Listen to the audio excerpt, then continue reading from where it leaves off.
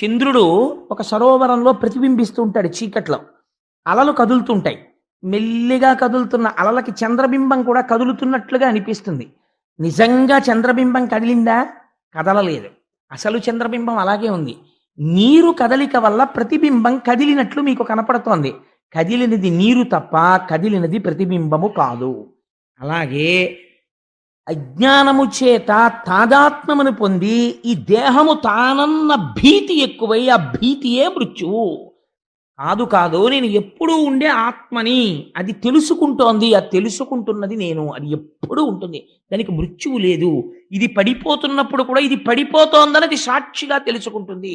ఇది పడిపోయాక కూడా బయటకొచ్చి ఆహా ఇది పడిపోయిందని నా ఫోటో నేను చూసుకున్నట్టు అది దీన్ని చూస్తుంది. అది నేనైనప్పుడు ఈ పడిపోయేదాంతో నాకేం సంబంధం?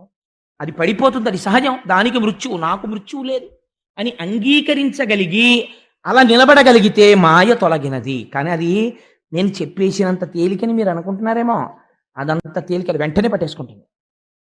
కాబట్టి అలా స్థిరముగా నిలబడడానికి ఏది మార్గమో, మరి ఎలా నిలబడుతుందండి అది అంటే, ఆయన ఒక మాట చెప్పాడు, హరిమయము విశ్వమంతయు. ఈశ్వరుడి కోసం నువ్వు ఎక్కడ తిరగక్కర్లేదు పరీక్షిత్. అసలు ఉన్నది శ్రీహరి ఒక్కడే, అది తప్ప ఇంకొకటి లేదు. హరిమయము విశ్వమంతయు, హరి విశ్వమయుండు. ఎంత గొప్ప మాట వేసేసారో చూడండి.